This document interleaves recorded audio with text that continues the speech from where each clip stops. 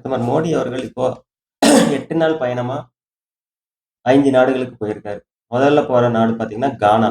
இந்த கானாவோட பயணம் வந்து மிக, மிக இன்றியமையாதது. எதனாலன்னு பார்த்தீங்கன்னா, இப்ப எலக்ட்ரிக் வண்டி இருக்கு இல்லைங்களா? அதுகளுக்கு முக்கியமான ஒரு காம்போனன்ட் என்னன்னு பார்த்தோம்னா, காந்தம், மேக்னெட். அது செய்யறக்கான தாது பொருள பத்தி நம்ம இப்போ சைனால இருந்து தான் இம்போர்ட் பண்ணிட்டு இருக்கோம். சைனா வந்து மோனோபோலி. அவன் வந்து இப்ப அதுக்கு தடை விதிச்சதுனால, இப்ப நமக்கு வேற நாடுகள்ல இருந்து அத நம்ம இறக்குமதி பண்ணியாக வேண்டிய கட்டாயத்துல இருக்கோம். கானால இந்த ரேர் எர்த்ஸ் வந்து அதிக அளவுல இருக்கிறனால, அவங்க கூட அக்ரீமெண்ட் போடுறதுக்கு போயிருக்கோம். 2வது அங்க யுபிஐ பேமெண்ட்டும் அந்த நாட்டுல வரப்போகுது. அது முடிச்சுட்டு டிரினிடாட் டொபாகோக்கு போறாரு.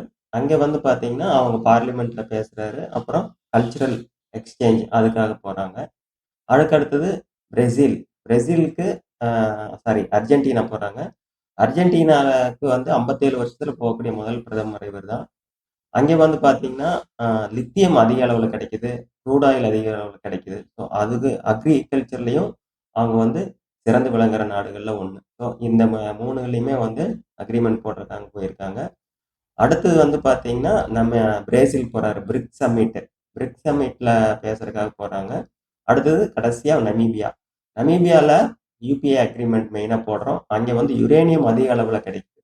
ஸோ அந்த யுரேனியத்துக்காக அந்த அக்ரீமெண்ட் போடுறதுக்காகவும் அங்க போயிருக்காங்க.